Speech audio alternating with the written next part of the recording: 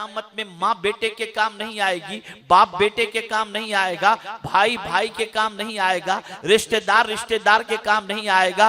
लेकिन जानते हैं एक जात ऐसी होगी जब कोई काम नहीं आ रहा होगा तो वो जात काम आएगी, और उसी जात का नाम है मुस्तफा जाने रहमत सल्लल्लाहु ताला अलैहि वसल्लम। तो मेरे प्यारे आका सल्लल्लाहु ताला अलैहि वसल्लम के प्यारे दीवानों, रसूल आजम सल्लल्लाहु ताला अलैहि वसल्लम की मोहब्बत सबसे बड़ा सरमाया है। आका से मोहब्बत उनकी शफकतों की बुनियाद पर, उनके मकाम मर्तबे की बुनियाद पर, उनके ताजे नबुव्वत की बुनियाद पर, उनके ताजे रिसालत की बुनियाद पर, उनके महबूब खुदा होने की बुनियाद पर, उनकी सखावत की बुनियाद पर, उनकी शुजाअत की बुनियाद पर, उनके कमालात की बुनियाद पर, अल्लाह के महबूब होने की बुनियाद पर हम कल भी करते थे, आज भी करते हैं और इंशाअल्लाह हमेशा करते रहेंगे। इसलिए कि जब माइक लौटे को छोड़े आ कह के बुलाते ये हैं। जब कयामत में माँ छोड़ देगी, बाप छोड़ देगा, भाई छोड़ देगा, रिश्तेदार छोड़ देंगे, तो कौन होगा जो कल बरोज़े कयामत नफसी नफसी की बजाय उम्मती उम्मती कर रहा होगा?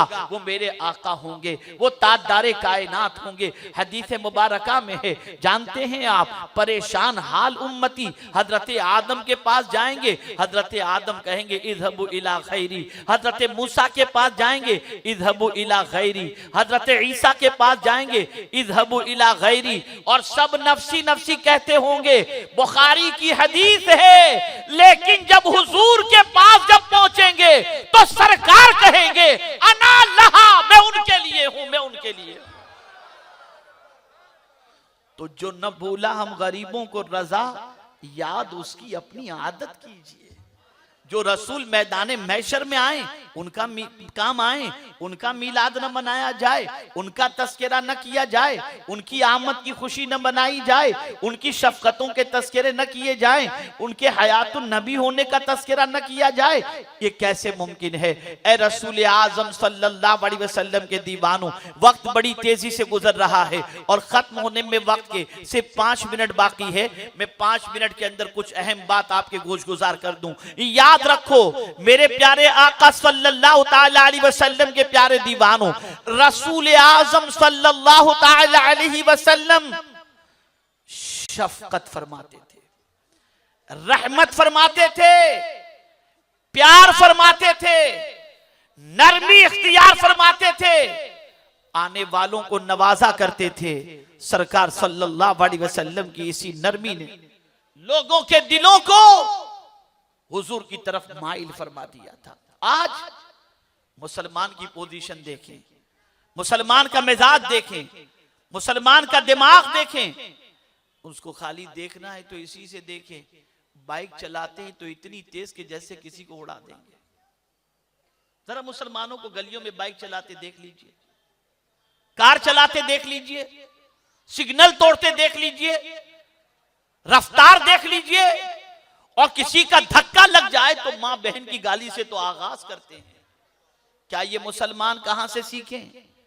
ये कहां से आपने तालीम हासिल की? ये कहां से मिजाज आपने बनाया? ये अक्लो शऊर आपको किसने अता फरमाई? एक मुसलमान और इतना बेहुदा, एक मुसलमान और इतनी बकवास करने वाला?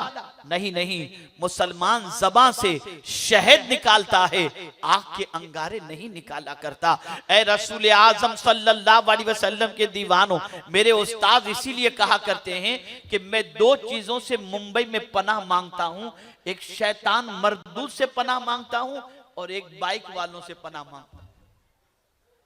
इसलिए कि वो किस गली से निकलेंगे और किसको उड़ा देंगे कोई ठिकाना नहीं। मैं आपको बताऊं, दूसरों के मोहल्ले में बाइक पार्क होती है, आप सिर्फ उसको देख लें तो इस तरह से लाइन से बाइक पार्क होती है कि एम्बुलेंस क्या ट्रक को भी जाना हो तो आसानी से गुजर जाए, और मुस्लिम मोहल्ले से एम्बुलेंस भी निकालना हो तो मुश्किल हो जाए। इसलिए कि जहां मौका मिला वहां, जहां मन पड़ा वहां गाड़ी खड़ी कर दी। कहां से सीखा हमने? ये तरीका कहां से आया हमारे पास? क्या इस्लाम ने रास्ते का हक नहीं बताया? क्या इस्लाम ने यह नहीं फरमाया कि रास्ते से तकलीफ दे चीज को हटा दे? फरमाते हैं ये ईमान की शाखों में से एक शाख है, इस पर अल्लाह कयामत में अजर अता फरमाएगा। यहां रास्ते ही में तकलीफ। और जितने मुस्लिम मोहल्ले हैं, मैं आपके इस मोहल्ले का तस्करा नहीं करता, मैं जिस मोहल्ले में रहता हूं वहां का भी यही हाल है।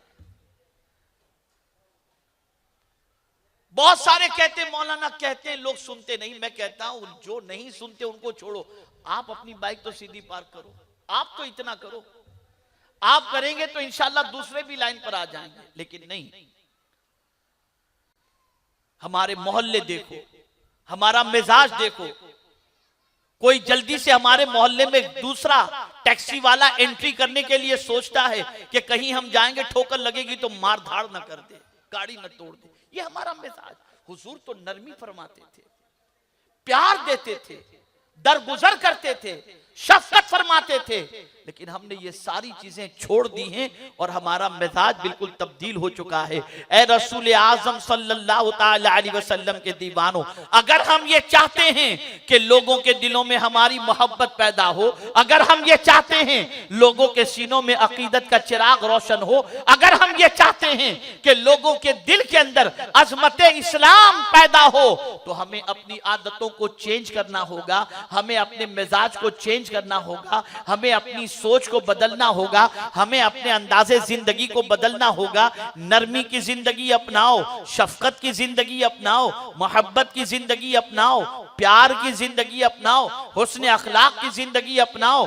जब ये चीजें अपनाएंगे अल्लाह रब्बुल इज्जत जल्ल जलालहू हमें इज्जत भी अता फरमाएगा, मकाम भी अता फरमाएगा। एक मिसाल पेश करके मैं अपनी गुफ्तगू को खत्म करता हूं।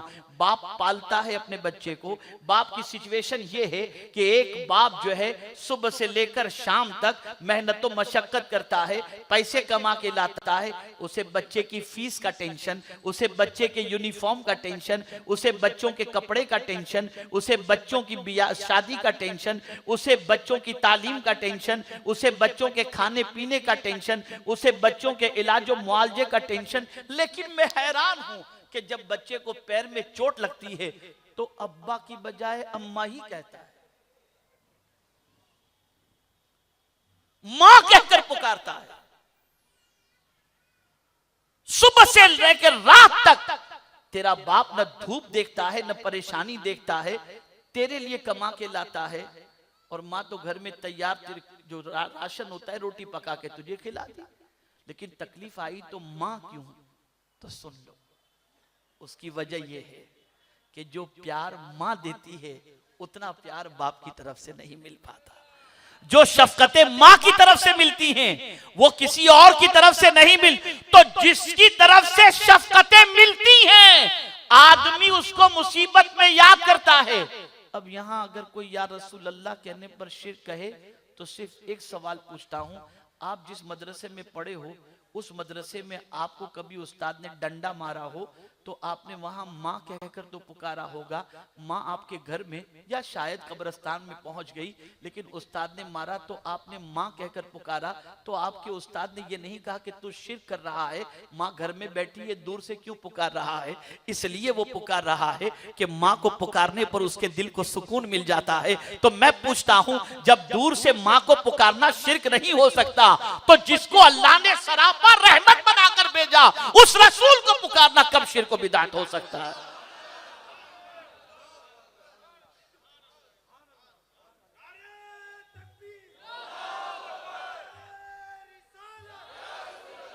इसलिए याद रखें, आकाए करीम सल्लल्लाहु ताला अलैहि वसल्लम इतना प्यार देने वाले हैं, इतना प्यार कि कायनात में किसी और ने इतना प्यार नहीं दिया। ये सब कुछ रब की अता से है।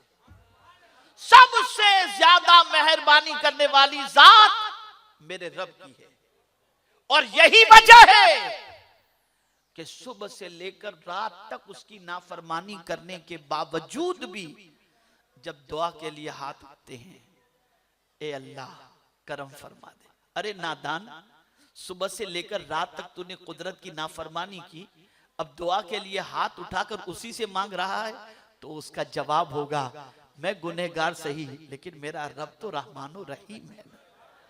वो माफ फरमाने वाला है। उस बंदे को यकीन होता है कि मेरा रब मुझे माफ करने वाला है, मेरी खताओं को दरगुजर करने वाला है। और उसकी शान रहीमी का आलम यह है कि उसकी शान रहीमी को अगर समझना चाहो नहीं समझ सकते।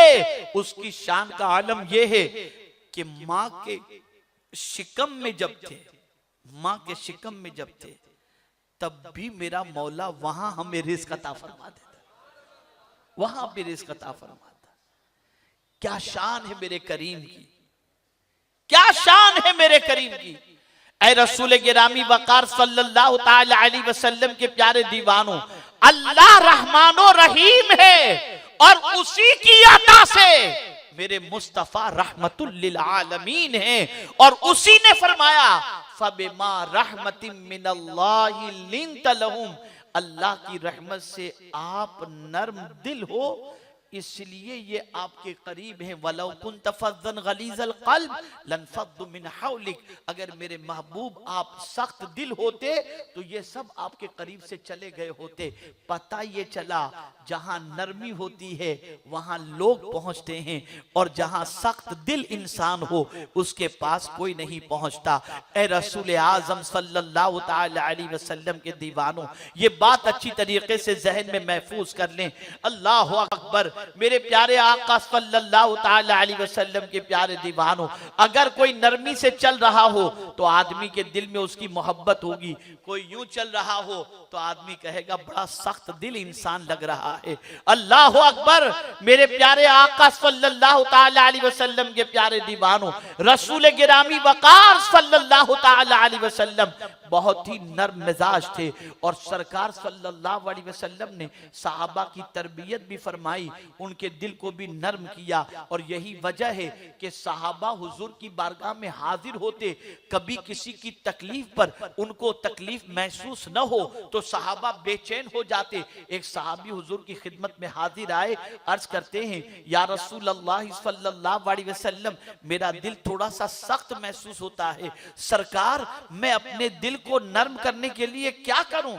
मेरे आका ने फरमाया यतीम के सर पर हाथ फेर, तेरा दिल नर्म हो जाएगा। आप जरा सोचो, सहाबा दिल की नरमी का इलाज हुजूर सल्लल्लाहु अलैहि वसल्लम की बारगाह से हासिल किया करते थे।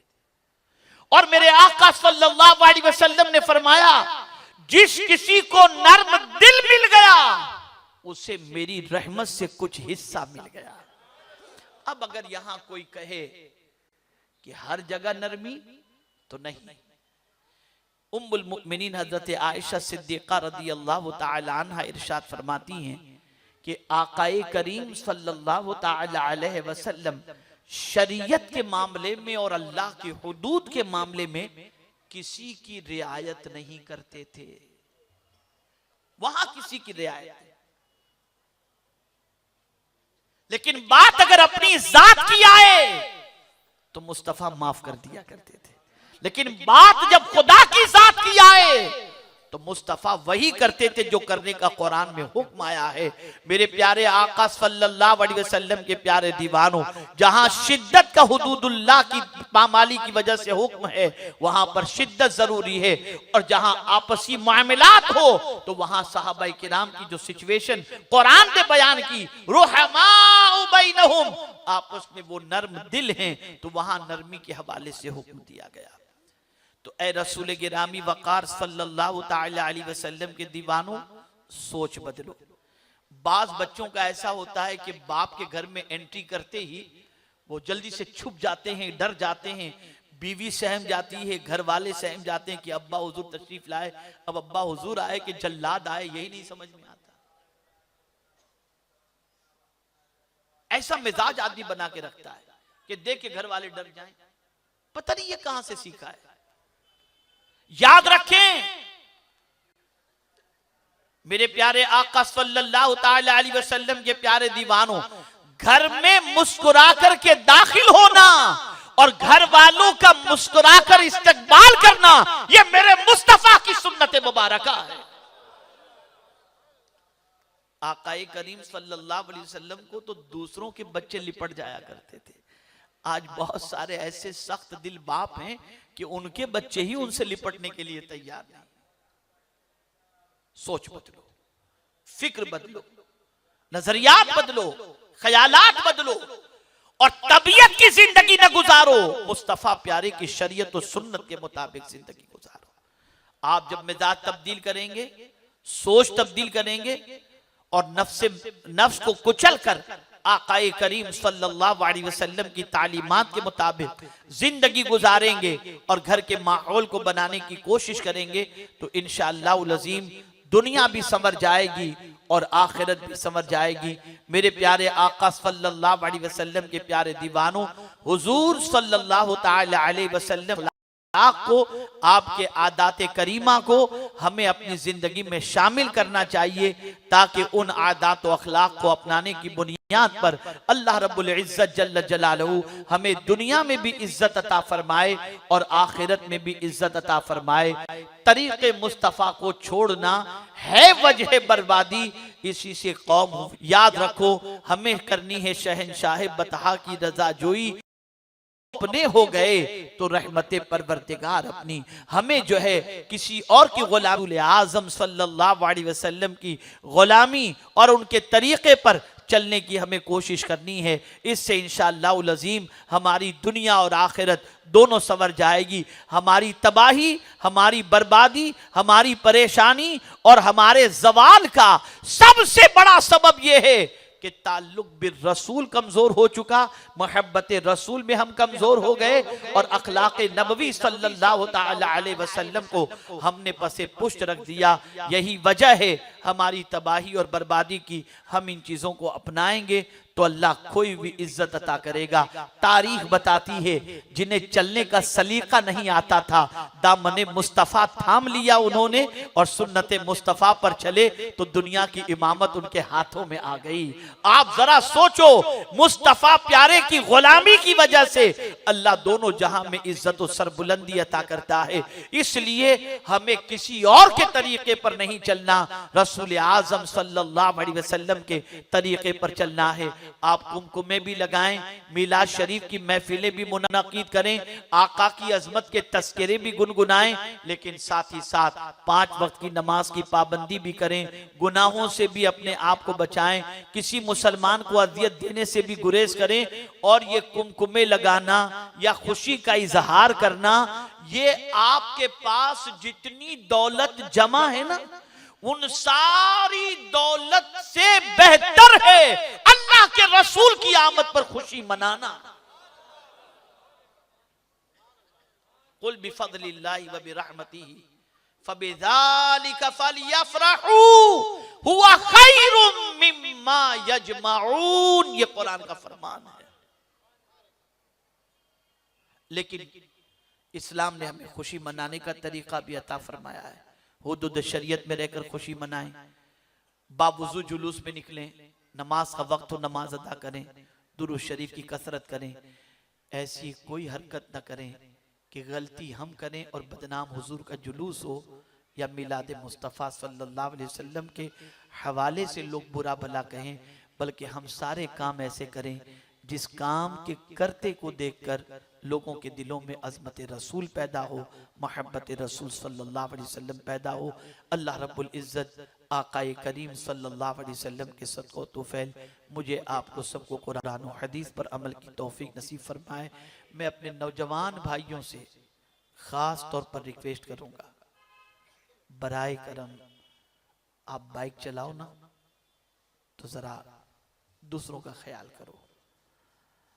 इस तरह से न चलाया करो गलियों में या शाहराहों पर कि एक्सीडेंट हो जाए और आपकी मां मातम करने पर मजबूर हो जाए। इस तरह से गाड़ियां न चलाओ कि किसी को अजियत पहुंचे, ये भी खिलाफ इस्लाम है। मैं आपको बताऊं, भिंडी बाजार, नल बाजार, वहां पर ट्रैफिक पुलिस वाले कुछ नहीं करते, वो खाली बस रास्ता दे दो। और वहां आप देखेंगे हेलमेट के बगैर ट्रिपल सवारी पर मुसलमान गुजर जाता है, कोई पूछने वाला, वहां कोई परेशान करने वाला नहीं होता। और मुसलमान इसको अपनी होशियारी समझता है। लेकिन मैं आपको बताऊं, ये हमारी इज्जत नहीं है, ये हमारी इज्जत नहीं। दुनिया के सामने ये मैसेज जाता है कि यार ये है ही कानून तोड़ने वाले। डिसिप्लिन नाम की कोई चीज हमारे अंदर नहीं है। पढ़ा लिखा समाज हमारे लिए कोई मोहब्बत नहीं रखता। चेंज करो अपनी सोच को। और मैं स्पेशल यंगस्टर से कहूंगा, हमारे नौजवान बहुत समझदार हैं, बहुत सुलझे हुए हैं, लेकिन उनकी सूझबूझ बस वो मोहल्ले के माहौल के एतबार से बनाए रखे हुए हैं। ऐसी मत करो आप। अच्छे लोगों को पढ़ो, अच्छे लोगों की संगत इख्तियार करो, उलमाए अहले सुन्नत की संगत इख्तियार करो, उशाके रसूल की संगत इख्तियार करो, और दुनिया में पढ़े लिखे लोग कैसे जीते हैं उनकी लाइफ स्टाइल को अपनाओ, उनके तरीके को अपनाओ। जाहिलों की और बदमाश के तरीके को ना अपनाओ।